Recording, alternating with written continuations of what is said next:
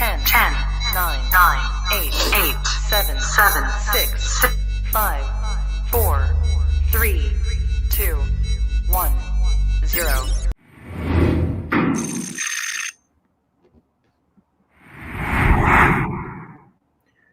All right, welcome to another edition of the Rising Coaches Member Spotlight. Very excited for today's show. Before we jump into it, a couple housekeeping things. Today's episode is brought to you by Fulcrum Tech, the best video editor on the market. You guys go check out fulcrumtech.com. No H at the end of tech. They have, like I said, the best. I've used every video editor known to man in my 17-year coaching career.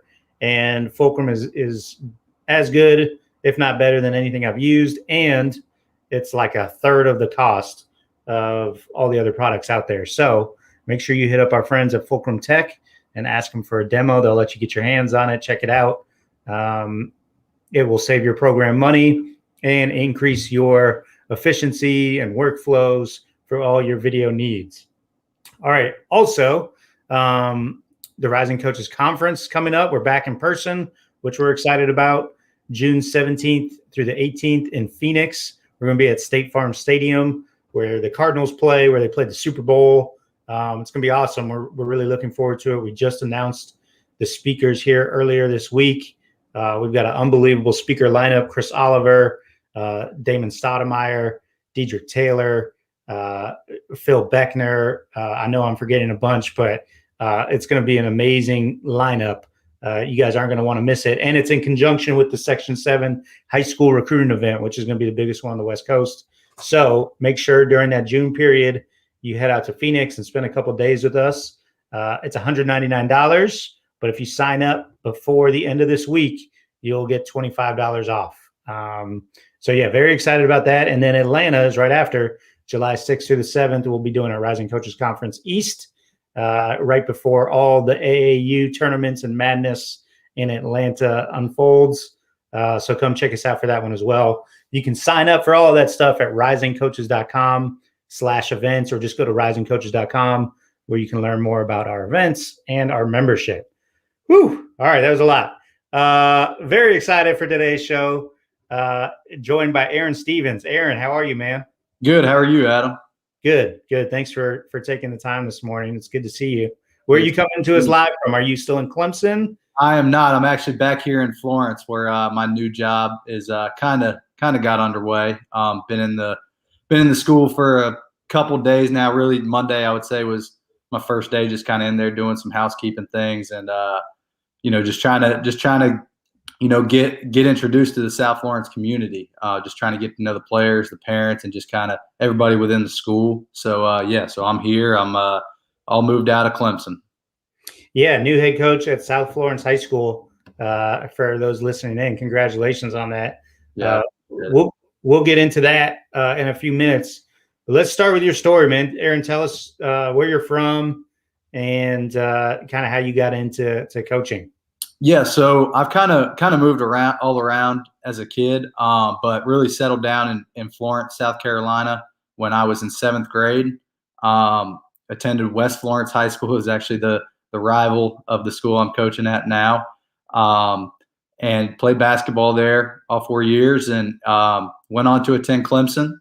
And my first year at Clemson, I wasn't involved with basketball. I just kind of went into my freshman year not knowing what I wanted to do. I was a business major, and kind of as the school year went on, I realized I wanted to work in sports. And I know a lot of people say that they want to work in sports, but I really, that's about the only thing I did know is that I wanted to work in sports. Didn't have a clue what I wanted to do with it. And so I actually started out as a minor league baseball intern. I was working down there in Charleston with the Charleston River Dogs, and I really liked the business side of sports, but baseball was never really my thing. So when I went back up to Clemson my sophomore year, I emailed the basketball operations guy, Lucas McKay, and had an interview with him and got the job and started with Clemson my sophomore year as a manager. And as the year went on, it kind of wasn't I wanted to work in sports anymore. It kind of became I wanted to be a basketball coach. I just really fell in love with the process of it and just the relationships that you build with the players and the coaches and the camaraderie of it all. And, the way Coach Brownell runs this program just really inspired me to chase the dream of being a coach. And so I went on my sophomore through senior year, was a student manager, and loved every minute of it, enjoyed the process of it. And when I graduated, I was kind of job searching, trying to be a graduate assistant, and we ended up having one of ours leave, and I got to stay on. I got to stay on at Clemson as a GA, and that was something that meant a lot to me, and I'll be forever grateful for Coach Brownell for that opportunity, because it's different being a manager and being a GA is just so different. What you learn, you learn a ton on the court as a manager and seeing the process of how to run practice and everything that goes into coaching the guys while they're there. But as a GA, you learn so much about what goes on upstairs and behind the scenes and the process of, helping out with recruiting, scouting, scheduling, academics, all those things that go into, being a college coach. And so, those were 2 great years being a grad assistant. I learned so much from Coach Brownell and all his assistants, and got to attend a World University game, win a gold medal, and go to another NCAA tournament. And it was 5. So I was 5 seasons total with Clemson basketball. And it was 5 great years of my life. Yeah, that's awesome. Obviously, I spent some time in Tiger Town as well. So with the same staff, with Brad Brownell and crew. Talk a little bit. I think people on the outside, they know Brad is like really well respected as an X's and O's coach. But talk about like what it's like. Like, what is he to you? What makes him so good at what he does? Well, for a guy like me that, coming into it, I realized quickly that I didn't know basketball like I needed to know basketball. And so, getting to work for a guy, as you said, that knows the X's and O's, and, that being the guy to learn under is a guy that, I just wanted to learn. I really just wanted to get every day, just take something from, his teaching and just continue to learn and expand my, my basketball knowledge. And, I really think that there was nobody better to learn from than Coach Brownell. I mean, he really is unbelievable. Everybody knows, he's a great X and O's, great defense coach. But until you sit there with him and watch him, whether it's in the coaches' meetings, whether it's in a film session, how high level his intelligence is with basketball, it's really amazing to see. So, I couldn't ask for somebody better to learn the game from. And, I just, I'm looking forward to using that knowledge going forward. Yeah, and extremely intense on the court. And then as soon as he gets off the court, like the nicest guy ever. Absolutely. Likes to joke around, have a good time. Absolutely. And that's hard. It's hard to do that. I know when I coached, like I got off the floor, if we had a bad practice, I'd be pissed and walk around in a bad mood. And he's able to like flip the switch, or at least he does a great job of what Coach Brownell does a great job is that he always, if we are having a bad, whether it's a good practice or a bad, he always knows how to end it in a positive note, how to wrap things up. And, it's not like everybody's leaving, unless it's really, really bad. But, 99% of the time, he's leaving it in a positive note where those guys can go home and, feel good about the day's work. Awesome. Aaron, the GA spot, we talk about this often, like the GA spot's weird because there's it's like a time bomb, right? Like, the end is in 2 years. And so that whole like time, the clock's ticking, and at least for me and people that I've talked to, like it can be stressful, right? Trying to figure out what's next and what you're going to do. And how did you kind of handle that job search? And obviously you've landed as the head coach at South Florence High School, which is awesome. And we'll talk about that, but how did you kind of talk about that job search process for you? Yeah. So, it's like you said, it's a time bomb, that your time's coming to an end as a GA. And so it's hard to not get caught up in that, what's my next move mentality, and, constantly thinking about, and you absolutely should be networking the whole time you're a GA, but you can't get so caught up in your next move that you're not doing the best. The best, in my opinion, the best way to get a job is to be great at the job that you're doing currently, and really impress those guys. So that'd be my advice to current GAs. Don't get so caught up in your next move. Just be great at where you are, and the pieces will fall into place when the time comes. That was advice that I got from a former GA at Clemson, Stuart Brown. He told me, because I was kind of talking to him about it. He's like, man, just live day by day, just learn every day, and when the time comes, it'll, the pieces will fall into place and it'll happen. So yeah. So how did the South Florence job come about? Season ended, and I just kind of started that process of putting feelers out, trying to talk to as many people as I could. And to be honest, I probably thought I was gonna try to get a job in college. I would love to, it was trying to do the sports staff role or those things, but high school opportunity opened itself, and it was really on my heart. And didn't get the first one, but it opened up the doors to this one. And the opportunity presented itself to me, and I just couldn't pass it up. I think that it's going to be a great opportunity, the opportunity to run my own program back in my hometown. It's I think that experience is me so valuable going forward.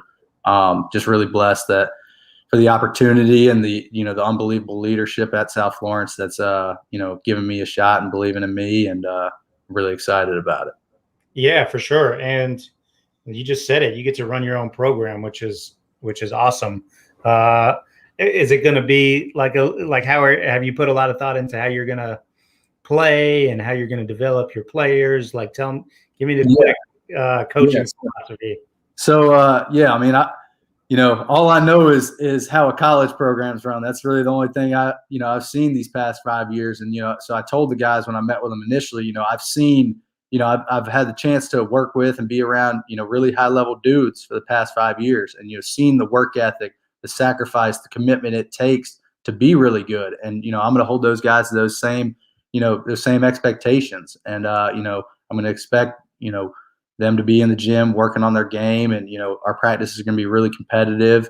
And I'll probably take a page out of Coach Brownell's book and be, I think I kind of look at myself as a defensive guy, so really trying to get these high school kids to buy into the details of defending and guarding the ball, and being really solid in our closeouts, and boxing out, and all those things that you emphasize at the college level is those same things that I want to emphasize with the high school kids, because I want to give them the tools that they need to be successful. That way, when they do go on to, the ones that do get the opportunity to play college basketball, they're already, they're not a step behind when they get there. Hopefully they can have some of those tools that, college coaches expect to teach the freshmen. Hopefully my guys can come in there and feel like they're prepared. You're already winning the press conference, Aaron. I love it. So tell me a little bit about South Florence. Has this been like a historically strong program? Have they had some ups and downs? Like where is this on the spectrum of basketball? Yeah. South Florence is a 4A high school, big school, really competitive region. South Florence, I wouldn't say that, I wouldn't say they have a history of, winning state titles or anything, but they've always been super competitive. We knew when I played at West, we knew when we were playing South, that we were in it for a really, really competitive game. Very athletic kids always, and, always were just really tough competition. I think that the school has, it's undergone some changes, and the new leadership, the principal, the athletic director, are what they've done to that school, and the direction that they're pushing it towards is it's really good. The leadership's really high level, and the future's really bright at South Florence. I love it. I imagine that West, the game against West, is going to be pretty. You're going to be fired up. Yeah. Friends that you grew up with, I'm sure, that are. Yeah. Will they be there on the West side? Or will they be yeah. You went to the South side, and the dark side, and they're already talking. So yeah, that game's we're gonna play them twice this year at least. And so yeah, that one's definitely gonna be circled on the calendar. I love it. I can't wait. Cool, man. What? Yeah, I forgot to ask this to you, but like I ask everybody. You mentioned you played at West. I got to get the scouting report on you as a player. So, I wasn't. My high school was really talented. I think you'll know some of the names that I play with. I played with Cartier Giada, who played at Kansas State and transferred to Virginia Tech, and I played with Sharon Wright Jr. Sharon Wright, the Clemson great son, that went to Wake Forest, and he's now at Morgan State. So we had two really high major D1 players on our team. So rightfully so, our coach ran our team through those guys, and we had a couple other guys that went on to play some college ball. I was more of the utility guy, come in, make a tough play, make a shot.